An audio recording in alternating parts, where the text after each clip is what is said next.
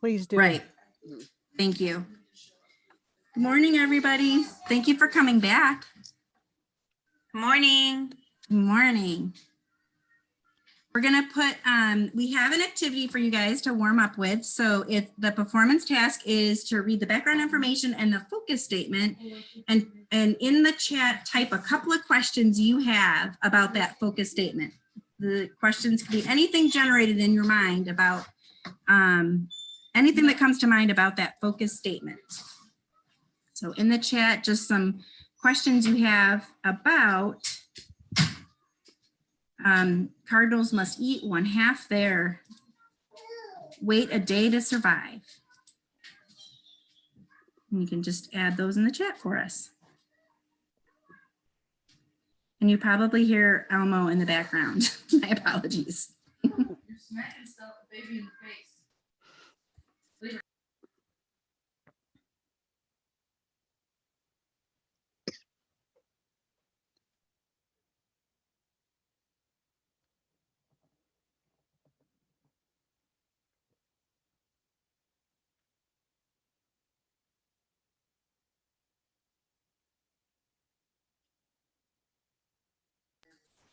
Good morning, everybody. We have for you a warm-up activity. The performance task is for you to read the background information and the focus statement, and then in the chat, generate questions that you have about that focus statement. So cardinals must eat 1/2 of their body weight to survive. What questions do you have about that? Go ahead and put those in the chat for us.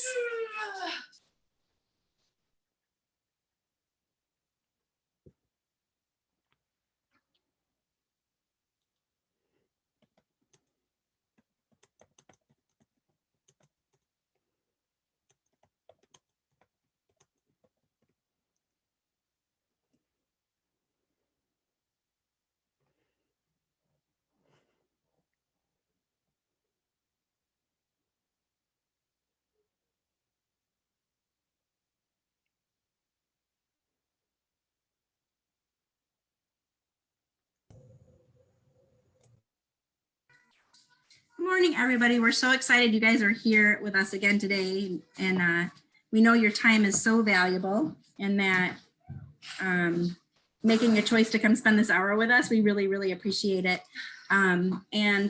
Sorry, let me get this clicker away from my granddaughter before she starts driving the show.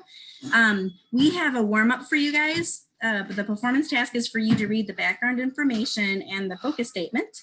And just in the chat, put some questions you have about cardinals must eat 1/2 of their body weight to survive.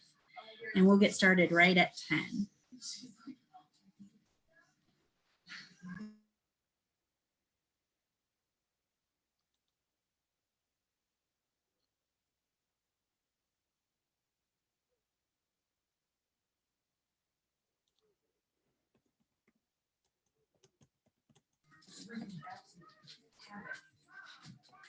Good morning, good morning.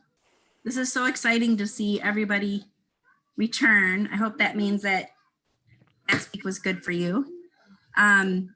We appreciate you guys being here. We have a little bit of a warm up, and our warm up is for you to do the performance task of reading the background information and the focus statement. And then in that background, in that focus statement or from that focus statement, type any questions that you think of about that focus statement. So cardinals must eat 1/2 of their weight a day to survive. What questions do you have about that? And just put those in the chat for us.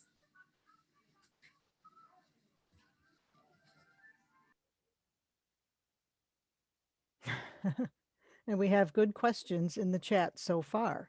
And also know in the top of the chat, there's a link to this presentation. If you want to have it up to have your own copy of it during the program, you can do that.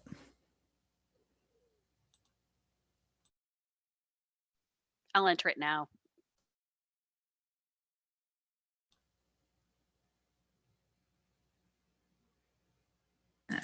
Good morning, good morning, good morning. It's so exciting to see everybody return. We're very excited. We had a really great turnout last week, and it looks like everybody's coming back this week, which is so exciting. we have a performance task. We're going to start, it's 10:01. We're going to go ahead and get started, but we have a performance task for you guys. And that is for you to read the background information and the focus statement. And in the chat, could you type some questions that you have about the focus statement, which in this case is, cardinals must eat 1/2 of their body weight to survive. All right, and I'm going to go ahead and move forward here. So again, thank you so much for being here. Today, we're going to do an overview of a rubric and assessment. We're actually going to do a model and activity for you guys so that you can kind of see. We still have the parking lot there. And so please feel free to go to the parking lot and put any questions, concerns you have. I know lots of information has been revealed lately. And so if you want an immediate answer to your question or concern, please include your email on that Jamboard so that we can get back to you right away. All right, here are our goals for this session. We want you guys to engage in an activity that connects a 3D rubric to a 3D assessment. And then we're going to have you think about that assessment and look at some grade band information. Is it appropriate? And then also have you guys decide if the assessment could be formative or summative, synchronous, asynchronous, those kinds of things. And then one of the questions that came loud and clear from the evaluation, thank you so much for all that great feedback and that evaluation set that you guys did, was, how does this PD help me as an instructional leader? And so let's just answer that right away, right now. Everything we're showing you and talking to you about today is what we are experiencing with your teachers. In other words, we're seeing that they're struggling in writing rubrics. We're seeing that they're struggling in writing assessments. And really that comes, I think, from not understanding the 3 dimensions of science. And so the purpose of this is just to give you guys like what our office hopes to support and hopes is happening. And then as a result of that, we're going to give you guys some tools in that 4th session for how to identify who needs help. And then how you guys, they can access us, or you. And again, you can use all these tools for yourself. You guys all have access to them. You could use these activities with your staff. We've been invited to quite a few meetings, which is really exciting. So you could do that too. But really, we just want you to see what it is that our goals are for science so that you know what that might look like. We also want to make you guys aware of something that we are putting together and we're pretty proud of. We do these virtual science meetups, and we do them for elementary, for middle school, and for high school. And we've had some critical partners looking at this. So some people's comments on here, I don't know that we removed all of them. I think we did, but you can share this with your staff. Basically, we are going to revamp our science meetups to actually give targeted specific help in writing their units according to the timeline. So elementary's timeline is set up on the trimester model. Secondary is set up on the quarter model. But the idea is they would focus only on the standards that are in that section. We'll help them bundle, we'll help them plan, we'll help them look at those assessments, we'll help them look at common assessments. And then we've also built in some reflection. So we'd like to kick this off. I know this is, again, short notice. Our last meetup of the semester is scheduled for the 14th, 15th, and 16th. And so we would like to just open it up to anybody. You guys can come, your staff can come. We're going to wrap our arms around them. We're going to show them how we want to support them next semester. I guess it is next semester through all of these changes. And we just want to be clear and transparent with everybody that this first line is true. Like, there are so many unknowns right now. So many unknowns, in fact, that we don't have the answers to everything. But if we're all together and we work together and we help support each other, we're going to be able to come up with those answers and hopefully reduce the stress level of everybody. So we're very excited about that. That's also included as a link, and you can share that with your staff. Does my staff need to say anything more about that? Are we good? Oh, do we need to introduce everybody again? I don't know if we should do that. Sorry. Frankie, you want to introduce yourself? I'm Frankie Valencia, and I am the science instructional coach for secondary area. I've taught in the district for, I think this is my 31st year, mostly at middle school science. Go ahead, Peggy. I think Peggy stepped away for a second. Oh, okay. Peggy is the world famous Peggy Hernandez, and she runs our planetarium. Vince, go ahead. My name is Vince Fosco. I'm the elementary instructional coach. This is my 4th year in the district. And Sarah. I'm Sarah Rodriguez Horn. I'm the K-12 secretary, and I've been with the district for over 15 years.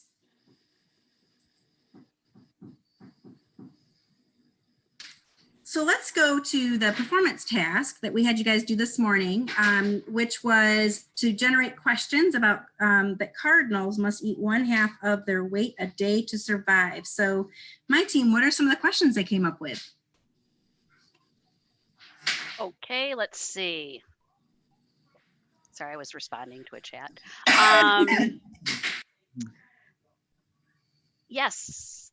Oh, yes, this is per day, every 2 weeks. And what is the typical body weight for males and females? Do they have periods in which they need more or less?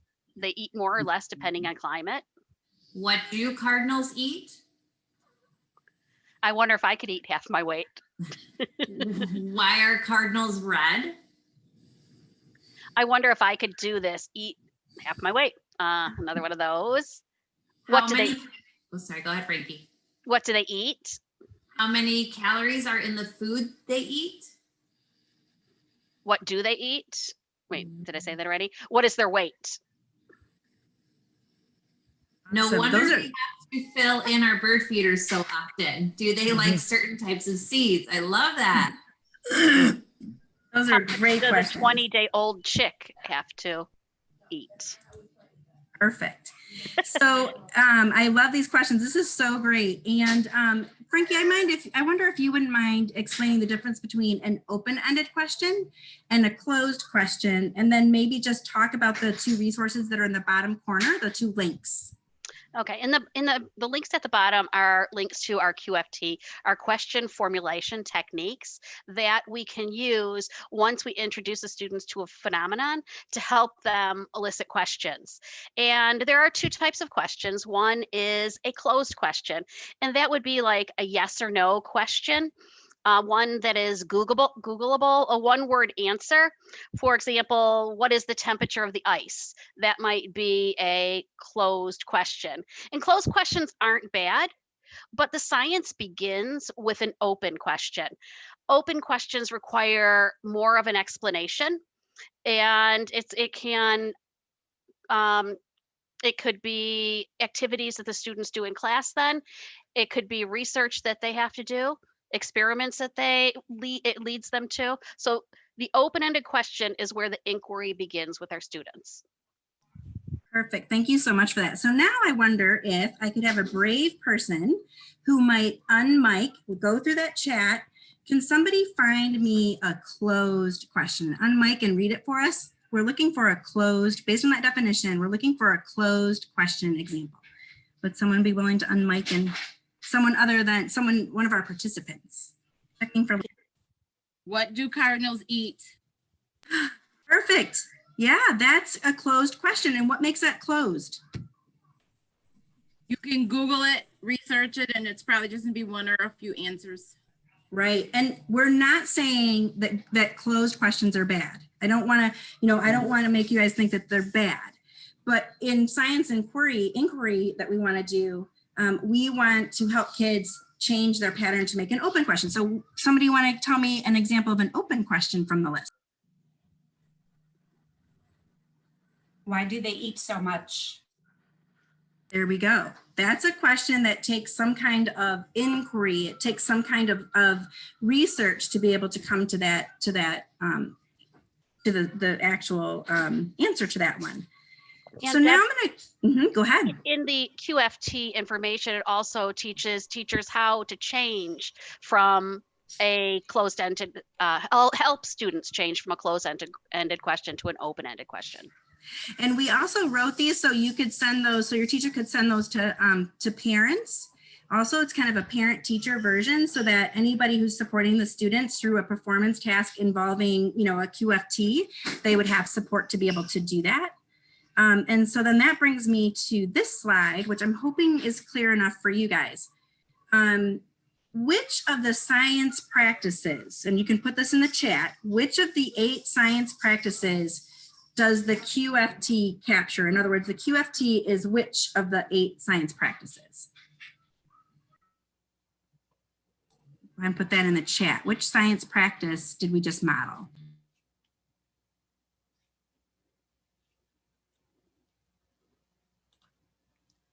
The first one is from the chat. Yep. I think that, yeah, I think that's right. Asking Yep. questions, right? Asking Right. questions and defining. We hear from a lot of your teachers that the asking question, especially if you're going to evaluate asking questions, because you know, there are summative assessments that are asking questions, that's hard. Like, we all understand what it means to ask a question, but what does that really mean in science? And so the QFT is a really good way to help elicit students to be able to get to that point of asking good questions. So, so excellent. One of the things we'll work with your teachers on is taking that list of questions that students generate. We can convert those into open questions, and we could create a driving question board that would actually drive all of the instruction that your students are experiencing. We could also work with teachers, or we work with teachers to say, all right, let's take one of those open questions and let's change it to be directed toward a practice we want to work on. So for example, can we change an open question, revise it so that the student is then going to make a model, or that the student might use that question to plan an investigation? So those are all of the things that we kind of work with your teachers on, helping them design that 3D. And here we are with 3D, right? Science and engineering practices is on the top. These are our disciplinary core ideas, which are the content.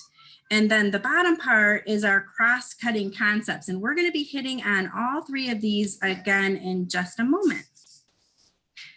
But first, I have a wondering, is there anybody who was here last week that would be willing to unmic and talk about why this rubric is color-coded? So why is some of the text color changed in this rubric?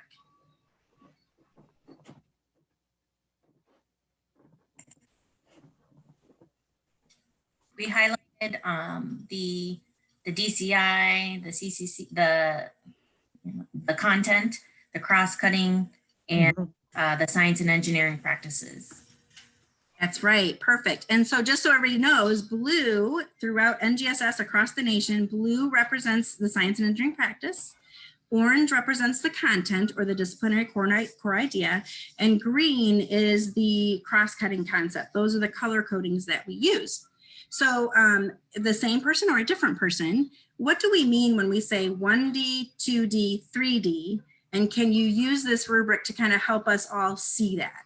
So what would be an example of a 2D portion of this rubric?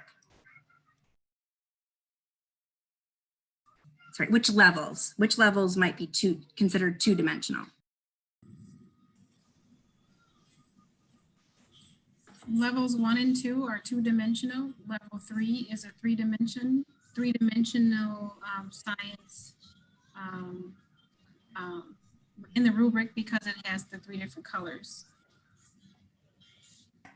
That is absolutely right. And does anybody remember, as a science department, our goal for all of our teachers, really our goal for all of our students, is to experience science in what's the minimum dimensions we want them to experience science? 3 dimension? We want them experiencing in 3 dimensions. It's okay to be in 2 dimensions, right? And there may be occasions when we have to do our lessons in 1 dimension, but we want them to experience science as much as possible in those 3 dimensions. And when we're assessing summatively, they must always be assessing or collecting evidence in all 3 dimensions. One of the things that's helpful to color code is we can identify which parts of our rubric are 2D or 3D. And what's helpful about that is you could leave it that way. I mean, as far as we're concerned, as long as you're in 2 dimensions, we're okay. Our department's okay with that. But you could add, like you could add to the dimension, you could add to the rubric to add that 3rd dimension in if you wanted to. And remember, the rubric is a planning tool. And so we want to make sure that our rubric is, for sure, the 3 is at 3 dimensions, but we want to make sure that this rubric is complete as possible in a 2D at least, so that when we're planning, we're more likely to be able to provide students in those particular, with that round. I have a couple of other questions. I know you guys are going to, we're going to be reading through this in just a moment. So one of our tasks that we want you guys to do today is to decide if the rubric that's created here is matches the evidence statement. So I'm going to click to the next slide. Now we set it up this way so that you could do this if you wanted to with your staff. You could just take this slide deck and use it with your staff. And so when we click this, the idea is that maybe you put your staff into smaller groups and have them discuss this rubric. So it's the same rubric as we've been talking about since last week. And then we've got some extra tools on there. One is an evidence statement. So I'm going to click the evidence statement so you can see it.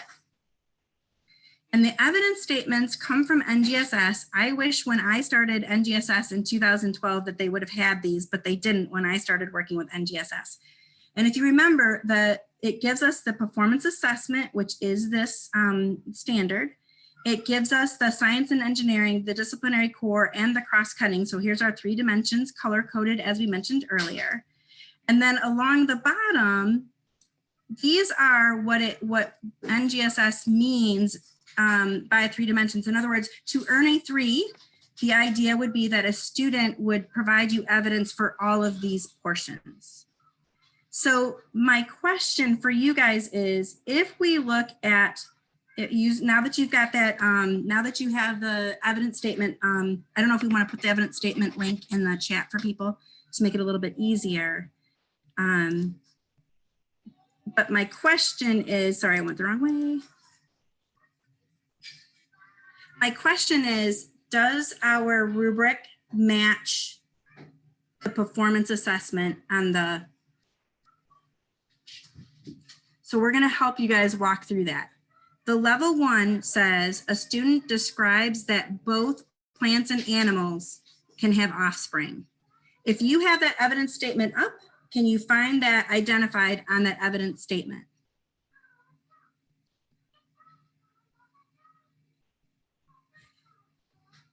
If I'm not making sense, help me out. I can.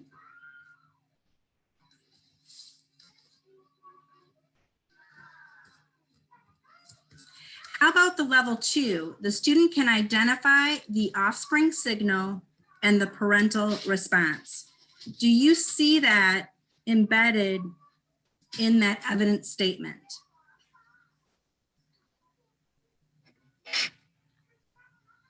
The 3 should be the standard.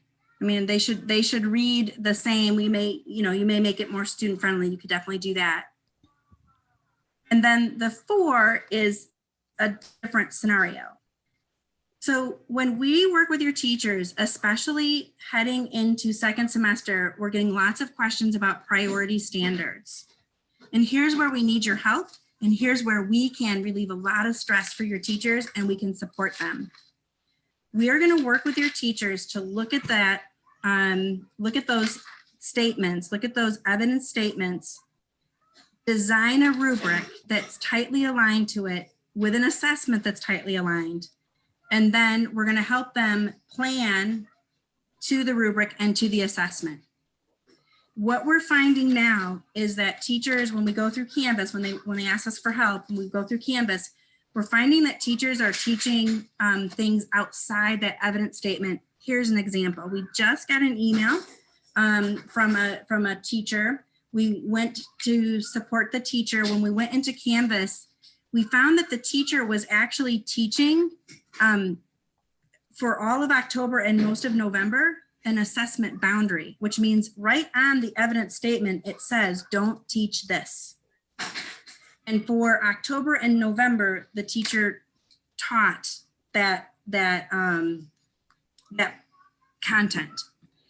We can help your teachers avoid that so we don't lose time. And then that way they don't feel frustrated. If we feel like part of the reason they're feeling overwhelmed is they're sort of teaching what they've always taught instead of what the evidence statements say that they should teach. Does my staff want to add anything to that? We good? Yeah, I just wanted to add that this is a first grade standard that we're working with, just to reemphasize from last week. And it's real easy to get lost in the weeds and go far beyond than what NGSS thinks a first grader would need to know to progress. So that's what we're talking about. We can kind of rein those teachers in so they keep on that progression. Other tools we want to show you guys that are available and that we will work with your, oops, I clicked the wrong thing, my apology, that we want to help your teachers with and help you guys with is NGSS has come up with these progressions. So there is a grade band progression for every science and engineering practice, for every piece of content, and for every cross-cutting concept. And so if you click on these, you can find your grade level progression that you're interested in helping support.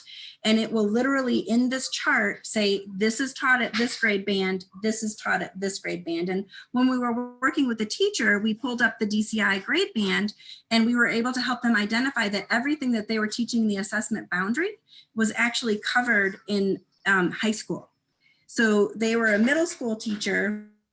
What they were teaching was actually going to be covered in high school. So those grade bands are very helpful. Evidence statements and these progressions are tools you can use. They're also tools that we will help your teachers use so that in especially this second semester, we're helping them focus on those priority standards so that they don't have to feel frustrated about what they're teaching. So that's another thing we can do.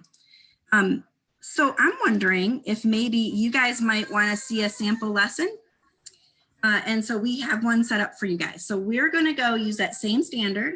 Remember that our standards are our performance expectation. And what we help teachers design are performance tasks.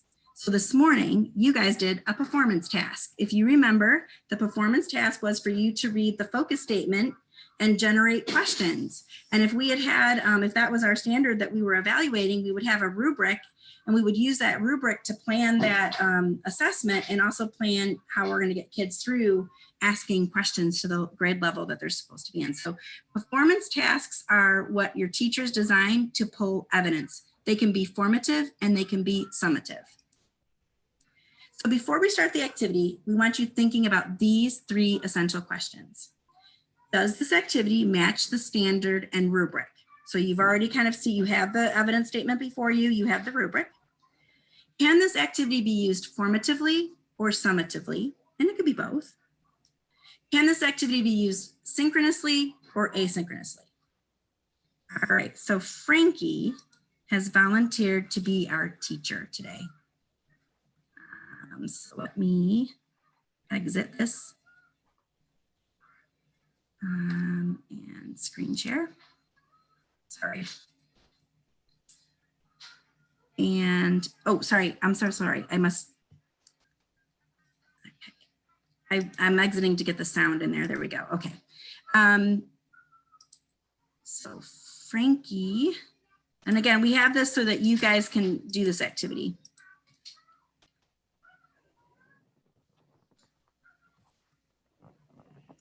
All right, Frankie, go ahead.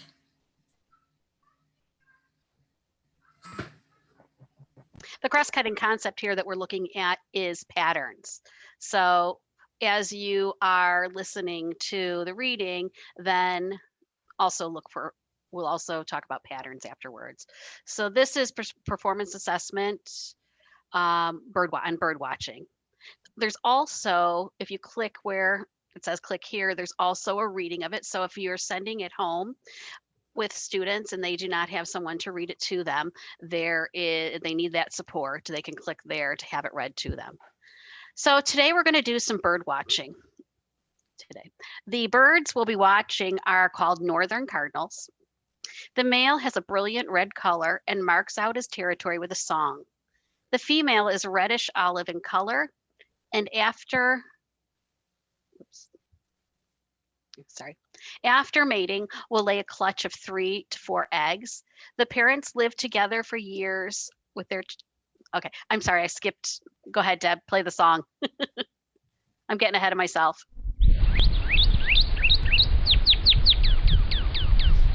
And we want you to know we've practiced this a million times. Mhm.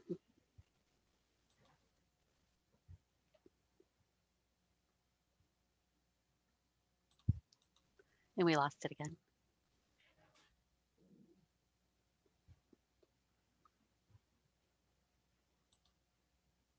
The female is reddish olive in color, and after mating will lay a clutch of 3 to 4 eggs. The parents live together for years and both take care of their chicks. The parents eat seeds, but they feed their offspring mostly insects. So now there's a video. We're going to watch a 1-minute video.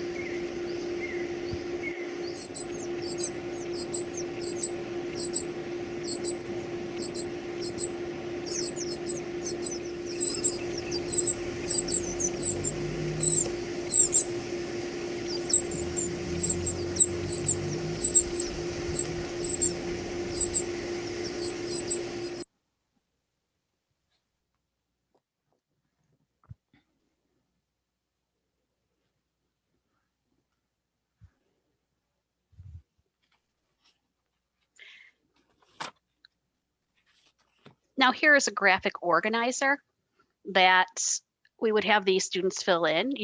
Whoops. Can you scroll down up a little, Deb? Okay. In this graphic organizer, we're asking students to become an ornithologist, a bird watcher, who needs to learn more about the feeding behaviors of the northern cardinal. So, okay, now you can scroll down a little bit, Deb.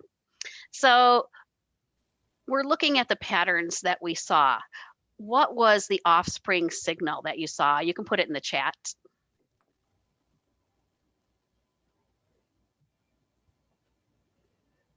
Or you can just unmic and say it. I don't know. At my end, there was a lag in the video, so I'm not quite sure. I don't know if everybody else experienced that too. Someone said chirping and opening his beak, opening the mouths. Okay, very good. That's the signal that we see. And what is the parent response to that? Feeding them? Food, very good. Place the food in the beak. So now at the bottom, we ask about offspring survival. How do these patterns help the offspring to survive?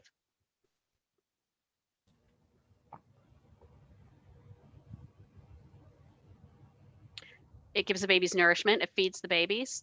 Very good. Now, one thing, if you would have went a little bit further in the video, you would have seen that both parents were participating in this. I don't think we saw the part where the male was participating, but we would have seen, right, the female participated as well as the male in feeding the offspring.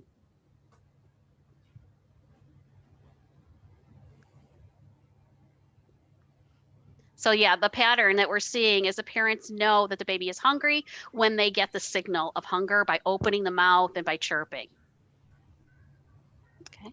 Perfect. Okay, so if we go back to thinking about our question, does this activity match the rubric? So did this activity match the rubric? I'm gonna pull forward to this. How about the student describes that both plants and animals can have offspring? Was that evidence collected in this activity? Yes or no in the chat.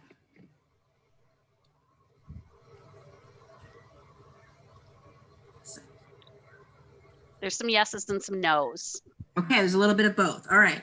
At the level 2, the student can identify the offspring signal and the parental response. Was that in this activity? Did we directly assess that? They're all yeses there. Awesome. Okay. How about for the level 3? Did the student have to use text or media to determine patterns of behavior of parents and offspring to help them survive? Yes, it's all yeses there as well. Awesome. I have a Okay. question though. Deb, you read it as or, but it says and. Not to parse words, but I'm sorry, where was that? rubric on the 3, it says the student can read text and use media. So we used media, but we didn't read text. So does Okay. Very good. So the text was in the main reading part. So where they, and we use sound, and then we had the reading that they would have done or that could have been read to them. But that's a really good question. So sometimes these standards are so gigantic that you do have to parse them down a little bit. I'm thinking of an 8th grade standard that we do for their common assessment. It has them talking about the lunar cycle, eclipses, it's just too big. You can parcel these down. But the idea would be that you try to hold true as best as possible. Another thing, Andrea, that is going to happen is some of our standards say plan and conduct an investigation right now. In COVID, that's just not going to be something possible. So that's going to be something else. It's very unlikely, I should say. It's going to be hard. We will try to do that and work with our teachers to be able to do that. But you can change out science and engineering practices. You can transfer them. That's allowed by NGSS. We don't really advertise that because what we don't want to have happen is a teacher who feels very, very confident in one particular science practice only uses that science practice all year. So really excellent question. The reading text part was the part that I read to you. So you have some first graders who can read that on their own, but we also realize that there are some first graders that are not there yet. That's why we had there's a part where they can click on it and have that text read to them. The other thing I wanted to talk about, we're going to talk about the 4 in a second, is the cardinal is the phenomenon. Does this rubric only apply to cardinals? No. So they could pick any animal that they wanted to, right? The animals that we can pick to use this for that phenomenon is pretty endless. Now if we look at the 4, was the 4 in this performance task? Did we really have a scenario? So probably not. What if I give you an example? What happens to the pattern if the mama bird is deaf? So mama bird, the scenario is for the 4, mama bird is deaf. What's the offspring signal? Can the mom still feed the baby? Does the mom still know when the baby's? What? Go ahead, Gina. Yeah, she could because she could visually see their mouths open. Perfect. So that's an example of a 4 that we would want to give. Our team goes back and forth with the first grade one because we were trying to pick one that wouldn't make the birds die. So we were just trying to be mindful of that, because, all right. So I'm going to go back to our questions. Does this activity match the standard? Someone want to unmic and give us your thoughts on that.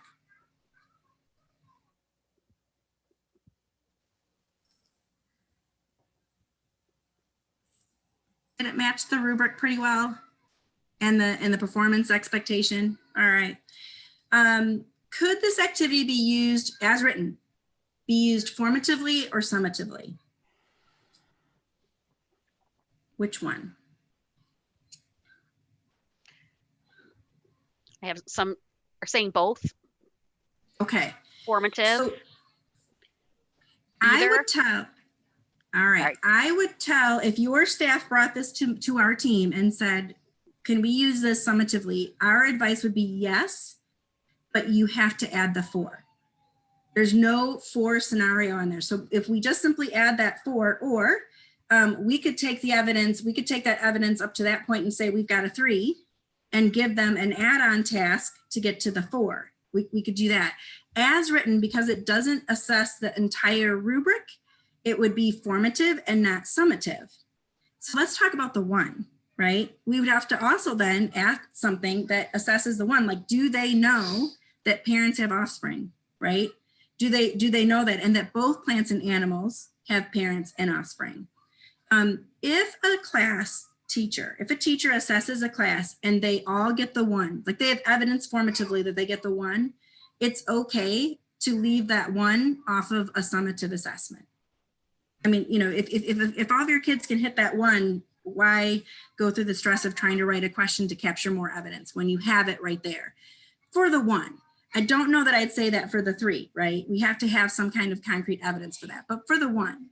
So this particular activity could be used for formatively for sure as a performance task. Summatively, we would recommend those tweaks. How about synchronous or asynchronous?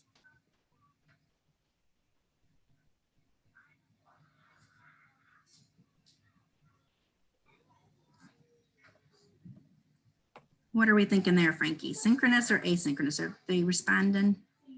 Both. Lots are saying both. Everyone's saying Yeah. both. Yeah. And I know one of the concerns our teachers are having, especially at the secondary level, and a concern that students have voiced, it's in our data, is that they don't want the synchronous time to always be summative. So this is an example of, with a little tweaking, we could do a summative assessment asynchronously and collect that evidence from our students. It's all about collecting evidence, and then use our synchronous time to maybe tweak if they're not able to do one of those steps. So very good. So now you guys are all educational leaders, and you have to be thinking partners and provide feedback. And so in the chat or unmiking, I was wondering if you guys could share one thing you liked about this lesson. So Frankie was your teacher and you just observed this lesson. What was one thing you liked about the lesson? What feedback might you give her? Before we move on, it's Lori Brandis. You talked about we would have to make sure that we put a 4 or something in there to help get that 4. So I guess I get confused. Could it just be a question like you asked? And if they could answer it, you know, that mama could see it open. So it could just be a question. It doesn't have to be like this above thinking that they are transferring this knowledge to something completely different. It could just, well, but they are, right? Their offspring signal. Now we've given them a scenario where we're making sure that they understand that offspring signal, and they have to apply their knowledge of that to a scenario. And you know, I'm so glad that you brought that up. The other thing that we find our teachers aren't quite understanding, we could really use your support in helping them understand, is that they should be talking, and we didn't model that for this one, but they should be talking about that rubric all the time with their students. So as they're going through and they're doing that lesson, you know, an add-on, but we don't have enough time would have been, you know, we would have, you know, or if we were suggesting and she didn't do it, my suggestion to Frankie would be like, when do you talk about the rubric? Do the students already know about the rubric? Do they know the different parts? Do you help them be metacognitive about where they are on that rubric? We should be teaching and collecting evidence and giving feedback on all parts of the rubric. And so another thing that we're finding, kind of relative to what you said, Lori, is that we have teachers that are not giving kids practice at the 4. Like they think I'm just going to spring this question on them and that's a 4. And that's not SBLA. That's not what we want to do in science. We want our kids to have performance tasks that take them through all the levels of a rubric, and also feedback before they have to do that summative. So I thank you so much for that question. It was really great. If I could interject here, we also, with science journals and these graphic organizers and science notebooks, to accommodate for ELs and DL students, you can draw, they can write, they can dictate. As long as they hit that 3, we're not strict about how they do it. So there's tons of accommodations and modifications we can put on this to include all students, as long as that standard, that 3 or that 4 is hit.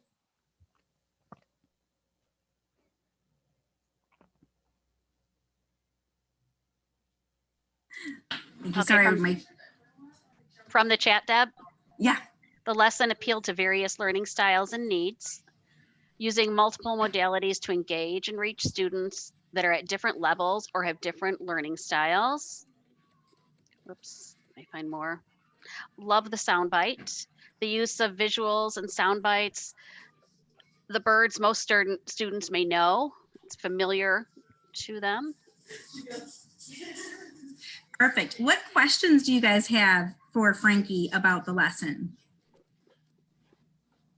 You could unmic too. I guess we've already answered some of those, right?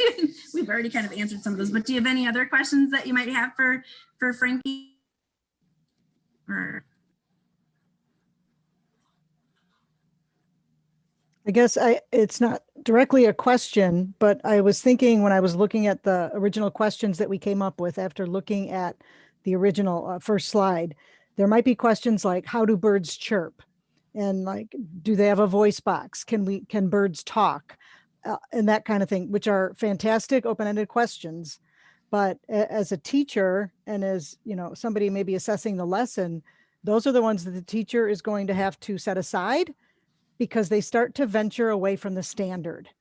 And it may be a terrific lesson to learn about voice boxes in birds, but since that part isn't in the standard, we constantly have to go back and look at that rubric, and we have to match the rubric with the standard. And really all you have to look at is the rubric, because the 3 is always the standard. And if there's trouble with finding a 2, it's probably because the activity is not matching the standard. And that's why they're having trouble figuring out what a 2 or a 4 should be, because they're not attaching it to the standard. And I don't think we can say the standard enough, because that's one of the biggest problems that as a science team, when we're meeting with teachers and they start explaining a lesson or a task or an activity and like, wow, that's a great activity. I remember doing that 20 years ago and it's modified and it's really good lesson and kids love it, but it's not connected to the standard. And as much as it breaks our heart to like not to tell someone like you can't do that favorite activity, you really shouldn't do that favorite activity unless you can connect it to a standard. And to find the standard, you can always look at the rubric, and it should be the 3 and the others should match it. And if they're not matching, it's usually because somebody's trying to struggle to fit a square peg in a round hole. And that's where the frustration's coming from. I can't get it done. I'm not ready to do it. And I do the same exact thing when I look at standards. I had one this week with my own team of the 4th grade standard of energy transferring. Energy can transfer through sound, light, waves, all that. And the activity was rubbing 2 pencils together. Well, me at the planetarium, I'm thinking, oh my gosh, that's kinetic energy and friction. That's heat due to friction, and you generate heat when motion slows down. And how can that rubric doesn't even make sense. Like, how can that be? I was way overthinking it. It's simply about rubbing the 2 pencils together and then feeling that pencil, the transfer to my finger, I can feel the heat. That's it. I can feel the heat. That's it. And I often go way overboard on the lesson and teach way too much. And that's why I wouldn't be able to get to all the standards, because I'm going off on tangents that are fantastically terrific, but they're not in the standards. Peggy and Deb, I know that we're going through those priority standards.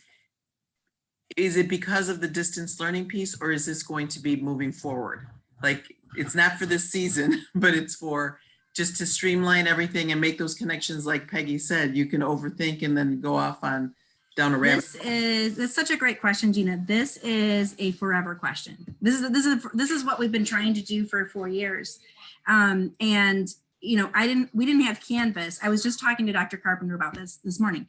I didn't have Canvas. I thought we were doing so well in science. Everybody got it. And we were woohoo, right? Boy, did I get some evidence, right? Canvas is that evidence of, wow, there are so many people that still need support in this. And it's one of the reasons why right now it's hard for us to even answer a question. Like, people will say they want us to cross standards off, or they want us, you know, and then we go into Canvas and we're like, you're not, you know, what I'd cross out are these extra things you did, you know, and that's a ginger conversation, right? And people are in panic mode, right? People are surviving right now. So it's also, coming at it from that angle too. But Gina, you've hit it, and we want this going forward. So the work we do now, second semester, is going to support our teachers going forward.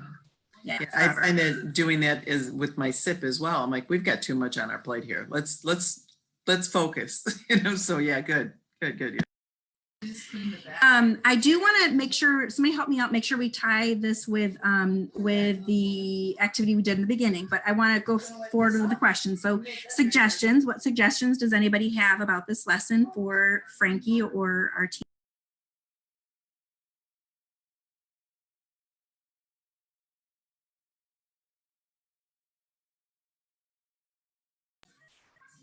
They loved it, I guess. How about the next two questions? Can you give us some feedback on, was this activity culturally relevant? And did you find unconscious bias in this lesson that we should be aware of? And you can unmic or put it in the chat. Can I, this is Yvette Debbie. Hi.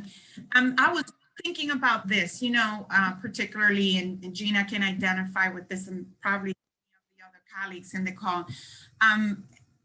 The I can do standards, the language goals, for many of us that have serving the dual language population, and just becoming of how can we help our teachers feel comfortable in including the language goals. And, looking at the lesson, I mean, we can embed it in there, but also being cognizant of like, how do I'm also helping students develop language, learn this information, or learn these words and statements that can be used in science and can go across the board in other content areas.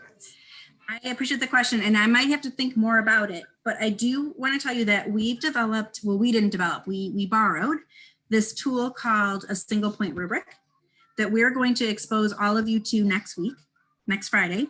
And my immediate thought is that the whole idea with the single point rubric is that down the middle, you have all the learning targets. So everything that's in those evidence statements is down the middle.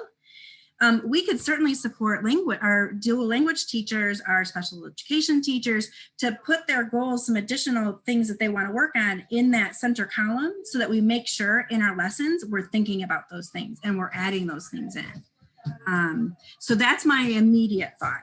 But I feel like it's in our work, it's all about the planning and about thinking about the evidence. So if we also help our teachers understand we're looking for evidence, right now, that, as you know, our teachers are just in survival mode, and what we think we're seeing, we've not directly asked because I think it would be rude of us to ask, but what we think is happening is they're planning. They may be people who are avid planners, but they're just so overwhelmed right now with the delivery that they're not planning ahead of time. They're not planning a continuum. They're planning my next day. And so maybe a lot of those items are being missed. What we want to support your teachers in doing is planning the continuum and including in that continuum all of those pieces that we need to put in there. So I thank you for the question. Yeah, and you know what, I mean, I think that, I mean, I would even want it for myself in order to align it with the conversations that I can follow up, because I may not have the tools or a format to be able to support the teachers to integrate it and not make them feel like this is an additional thing that I have to do. I want it to become sort of like natural, because that's the majority of our students in our building. So whether it's in a dual language class, ESL, or just gen ed class. So thank you for. Yeah, and if you can't make it next week, because we know we're asking a lot to have you guys join us for an hour each Friday, but if you can't join us next week, again, we're designing these so that you can take these pieces and use them with your staff. And so if you can't make it, just let us know and we'll make sure you get the recording, and we'll also make sure that you get the PowerPoint so you guys can use these pieces as you guys want. You can also invite us in, whichever works. Debbie, I mean, and this is a bigger question, obviously, but I've worked in other districts and we've always had at least a template for a lesson plan. And I think that's the elephant in the room is like, we don't have that. I mean, we're thinking about SELs and incorporating them in to our lessons. That's a big miss. The WIDA standards, it's a lot, but it would help the process of if we had a common template. These are minimum. You have to have the rubric, the standard, objectives, outcomes, covered. So Gina, here's the elephant in our room. Okay. We have those and have had them, and we don't know how to get people to know we have all this great stuff.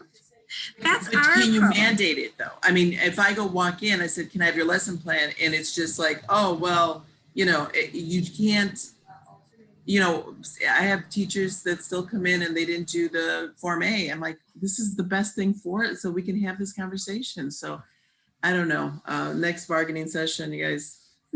Well, just so you know, even though maybe we can't mandate them, our department has them. I noticed Frankie on Mike, so you go ahead, Frankie. I'm going to put into the chat the one that we are going to use next week with teachers. It's the first step. There's going to be more to it, but it's a template for the first part, taking the teachers through looking at the standard, looking at the evidence statements, picking out the science and engineering practices, the disciplinary core ideas, and the cross-cutting concepts, and then thinking about phenomenon that they can use, to begin their lessons, because everything should begin with a phenomenon. So I'll put that in the chat now, and that's the first part that we'll be using next week. And we work really hard to develop trust. Like I hope that that's the word on the street about our department, is that and about all departments, of course, but like I hope that people can trust us and they know that they can come to us and just say, I don't even know where to start. And we have those tools for them. And everything we're designed, including asking you guys to come to this, it's just all about like, we need support. We want to support you. And in the last session, in the fourth session, we're going to give you guys a few more tools, and also like, what does Canvas look like? When you're looking in Canvas, how do you identify if a teacher is in science doing SBLA and is aligning to the standard? So that's one of the things that we're going to show you. And then we have a couple other tools too, but let us help you. If you feel worried about somebody, you're not sure that they're hitting the mark, just let us know, and or ask, that's always the question of like, how do you make that happen? Because a lot of times people aren't aware that they're struggling, right? They don't know that they're struggling. So that's always hard, but we can brainstorm around that. I really am interested, any cultural relevance issues, any unconscious bias other than the language part, making sure that we're doing that. Did you guys identify or any feedback about any of those things? Well, cultural relevance, if you think about it, well, the big thing is the language. So there is an issue. So that's right there in a nutshell. We have an issue here. So we break that apart, and how are we purposeful, like Yvette said, around that language development and helping our teachers better utilize those tools and strategies to help them better support science as well. So I think something fun. I think something fun, if somebody has some time, I don't know when that might be, but I'd love to share all the tools that we have for those of you that's your, where you are majority of the time, to have you look at it, to give us some feedback. I would love that. And we've always wanted to develop, in fact, our goal.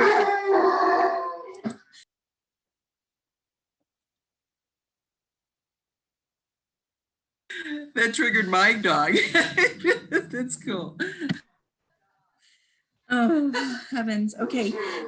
So now I forgot. That panicked me so bad. I don't remember what I was saying. There's a lesson in there. How do dogs communicate? Signal response.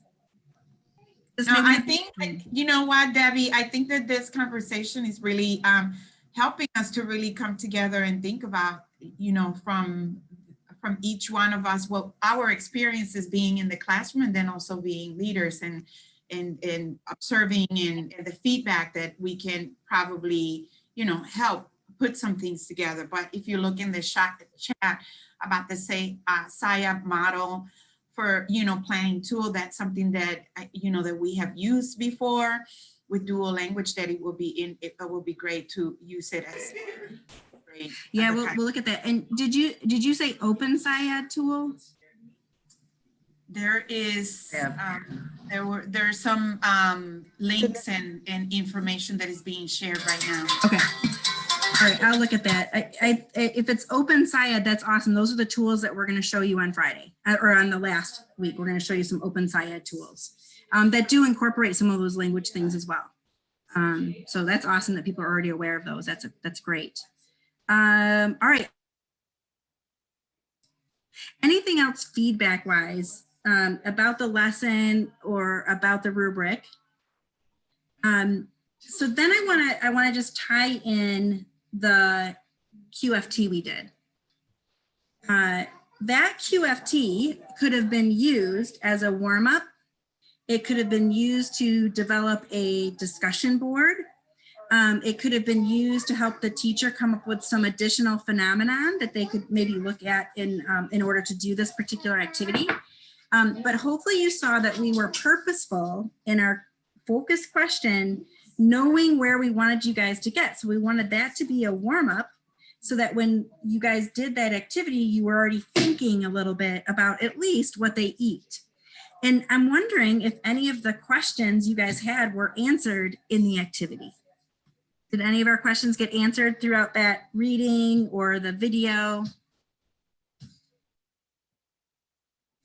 I think the food one did, right? What they eat, at least. But that's another thing we can help your teachers with is create this, it's called a storyline. So we start and the summative assessment is collecting that final evidence, but between the start and the summative assessment is the story of the phenomenon. And that's where the scientific literacy comes through because we're helping students make sense of those phenomenon. All right, I think then we want you to, I'm sorry, I just want to make a comment. I know that we were focusing on the dual language students or students that are learning a second language, but this practice of academic conversation and building vocabularies for everyone. It's not just for them, and it's just best practice. And we forget and we assume that kids know, the language. And you being at the high school would see that there was, there's a lot of assumptions. We think, well, they speak English, they should know this, but it's being intentional about taking the time to build vocabulary, right? And academic conversations. That's all I want to say. yeah. Thank you, Gina. And actually, Debbie, I put the title in the chat as well. I didn't capitalize or anything like that, and I apologize. But I have the title there. We actually bought that for, there's a K-3 and a 4-6 component. But that's one of the things that we're noticing is that if we don't have that, and we're not going to close that gap, as Gina had kind of shared. So it is something that I know our building is doing to have a better focus around those academic, so that we, all students, not just my dual, this is partaking all students and all staff. So it is in the beginning stage, but we're hoping to see some effect size on that. So Gina, you're dead on that. Well, I appreciate that. We got so many cool resources last time too. So thank you for sharing all that stuff, because it's really fun for us to kind of go through and figure it out. And to that point, next week, what we're going to do, the next step is, now that you've experienced this assessment and you see what we're trying to do, the next thing we're going to do is show you this planning tool, this rubric planning tool, and you're going to be tasked with, we've planted an activity that doesn't match, and you're going to have to try to figure out which activity doesn't match and why you think it doesn't match. And I think at that time, it might be really fun and interesting to wrap our brain around like how we have it set up, what other things we could add to it to make sure that we are hitting all of these other culturally relevant and important parts to our instruction. So that's what we're going to do next week if you guys are able to join us. And if not, don't worry, we'll send you the slides, and we'll also, send you the recording. Sarah, do you want to talk about the exit slip? Yes, so I just put in our chat the 3 forms that we're asking you to fill out. The first one is the science reflection form, and that's just to kind of see where we're at today. The other 2 are the district forms, the ISB evaluation form, and the last one is the Foursquare feedback form. Once you complete your Foursquare feedback form and you hit submit, you will see the link to the CPDU. Deb and I will go back to last week's attendance if you didn't receive your CPDU yet, and this week's attendance, and we'll resend out these forms so that you have the links to them. And so with that, that concludes our presentation. We'll stay on if you have any questions or needs. Thanks so much for all the feedback you guys gave us on those last forms. It really did help us. So we appreciate you very much, and we hope you'll join us next week. Thank you. Welcome. So thanks for coming. Hey Deb, it's Lori Brandes. Could I stay on and ask a quick question? Sure. Yeah, absolutely. So it used to be, especially back when we were using Marzano more often with vocabulary and all of that, and we had our vocabulary notebooks, you know, that 6-step process is still important. But one thing I noticed with the integrated curriculum, that vocabulary is not on there any longer. And I had reached out to Celia at one point. So are there, I mean, I know that vocabulary goes beyond a list, but are there lists of terminology that grade levels should be looking at for science? And is it something like we could grasp onto without doing so much digging of our own to figure out what that vocabulary is? At the elementary level, we do have vocab lists. Like, we did develop that. The research that was done by the people who put together NGSS, however, not that vocabulary isn't important, but their research has shown that with science, one of the things that we want to do is expose kids to the words in the context in which they're being used. Mm-hmm. And so in science, the idea is that we're going through that phenomenon. So for example, if we would have just done this activity, right, as not a summative, but this activity were formative, we would of course have to do a little bit of front loading, because the kids would have to know who are the offspring and who are the parents, and they'd have to know what a signal is and what a response is. But as they were watching that video and watching that phenomenon of a cardinal engaging in that, we would then be really honing in. And so while we do have those lists, when we provided those lists, what we found was, and again, I stated this last week, this was my misstep in rolling this out because I was inexperienced. When we had those lists, those words all appeared at the level 1. And when kids couldn't answer and identify all the vocab words, they were not given opportunity to move beyond it.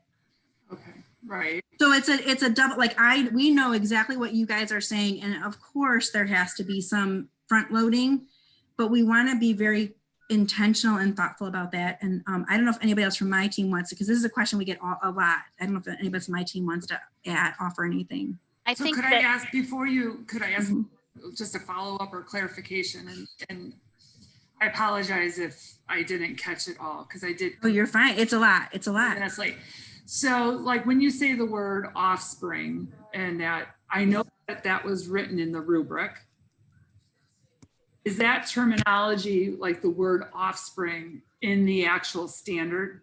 Yes, in the evidence statement.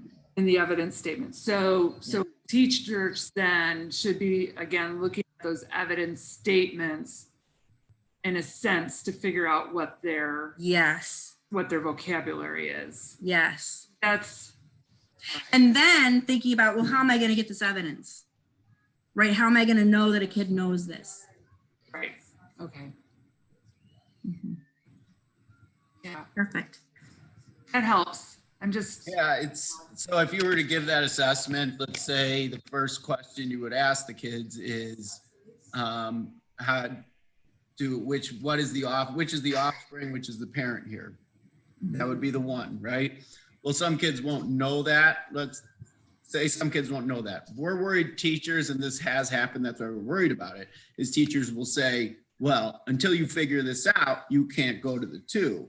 When in reality, you have kids that can answer the 4 and say, well, if this bird loses its hearing, it needs to see. So I've gone into classrooms where kids have had ones and the teacher emails me and said, all my kids got ones. And I've gone in there and a lot of the ones were actually fours when I sat down with the student, which touches on our point again. We don't really have any restrictions on these, because when you actually have a kid draw it out or explain it to you, a lot of these kids that aren't even getting the one really understand the four. And I only say this because I've done this a couple times, and I understand teachers don't have a pushback I get is they don't have the time to sit down with the student, especially now, but to sit down with the student and get that from them. So, I mean, my answer is call me in, and I can even do it. I've done that a few times, but that's our concern is some teachers will be like, you don't even know the vocab. You're not moving on to this video and explaining and identifying, you know.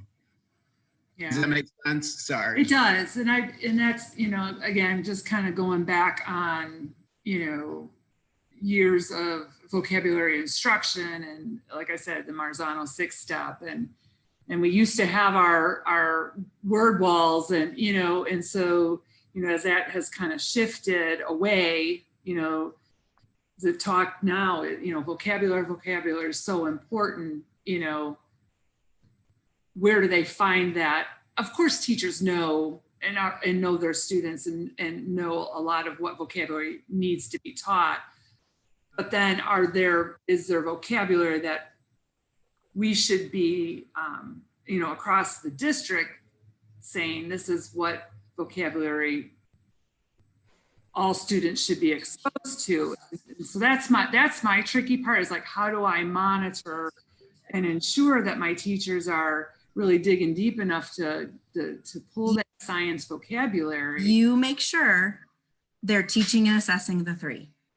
Okay. That's the same across the whole district. That evidence statement That's is what the needs to happen in vocabulary. every school. That's the vocabulary, that's the level, that's the science content, that's the cross-cutting, the science and engineering practice, and the content all in one. That's how we And know. that evidence statement is in the integrated curriculum on in their units. When you say evidence statement, that's what you mean, looking at those standards that are in there. Okay. Right. Yeah. So we give the standard and the link to the evidence statement. Got it. And the evidence statement is huge in helping you understand what the standard even means, because sometimes you can read them and it doesn't even really make sense that you're going to teach this to third graders. But then when you read the Right. evidence statements through, it helps you paint a picture. And there's nothing wrong with vocabulary word walls and the activities we've done in the past for Mhm. vocabulary. It just becomes that it's part of the lesson Right. because they have to use the word, kind of like the old Absolutely. memorizing Yeah. the periodic chart. Well, that's great if you got it all memorized, but if you have no connections or understanding of it, that's not a 3. That's not. So I think they're just trying to continue that push to have it in context rather than separate vocabulary, and then teachers end up with these rubrics that have vocabulary quizzes to get to a 3. Right. And it doesn't mean they understand anything in the standard. And that's Right. not everybody shoots off in that tangent completely in the wrong direction, but it happens when we have vocabulary lists. Yeah. All I right. put an article or some information in the chat. It's actually a discussion. So on science and vocabulary. Okay.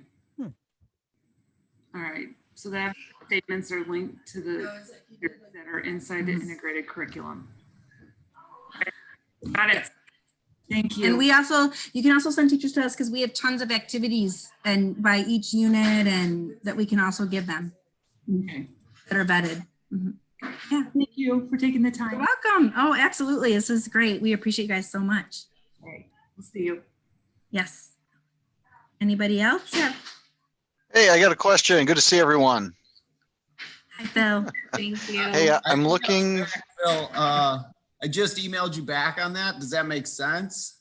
I haven't even checked yet. Oh, okay. Sorry. The I'll 5-6 look right split. now.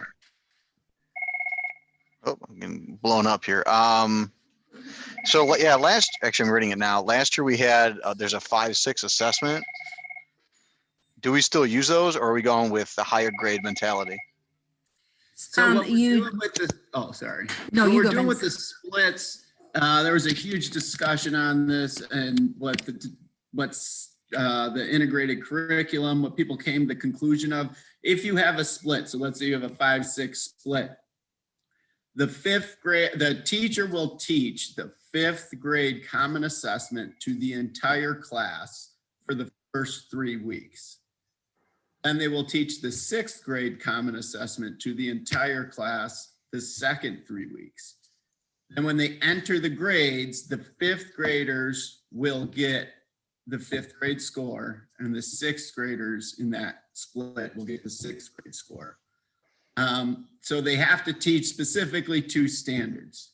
Now the reverse to that was some people wanted the splits to teach all 6 standards. And in that case, and teach, so we didn't want to do that to the teachers because they're so overwhelmed in splits that this was a compromise that has worked out. Does it make sense? Yeah, so in a 5-6 class, those 5th graders are exposed to the 6th grade standard. When they're 6th graders, they just see it again. Correct. Yeah. But when so in the evaluation, Mhm. a lot of the 5th graders will make it to like the 1 or the 2. And then when they're in 6th grade, they more or less advance to the 3 or the 4. This isn't a perfect system. I realize that. But if you disagree with that, the other option is for the teacher to separate the class and teach only the 5th graders the 5th grade stuff and the 6th graders the 6th grade stuff. The other thing, Phil, is in this going down the road might not be the same, but because these common assessments, we're revising them so much, they probably don't look the same. The 6th grade probably doesn't look like the 6th grade the next year. Now down the road, when we really nail it down, that might be true a little bit more, but for right now, they're changing. In fact, the 6th grade last year is completely different than the one this year. So they won't see the same thing at this point. It has changed already from last. Okay. Yeah, Cool, sounds good. Yeah. Thanks for being here. Yeah, that makes sense. Just want to clarify that as we kind of start getting a little bit deeper into it. All right. Yeah. All right. Cool. Take care. Thanks, you too. Bye. Bye. Good job, you guys. That was a good session. Did I screw that up just now? No, you didn't screw nothing up. Everything everybody said was beautiful. Oh, you can't hear me? You're No. recording. Sarah. I can You tell wanna see Sarah, everybody? Sarah was trying to get our attention. I got her now. You go ahead and do your work. Deb, you're still recording. Hi, I heard Got that.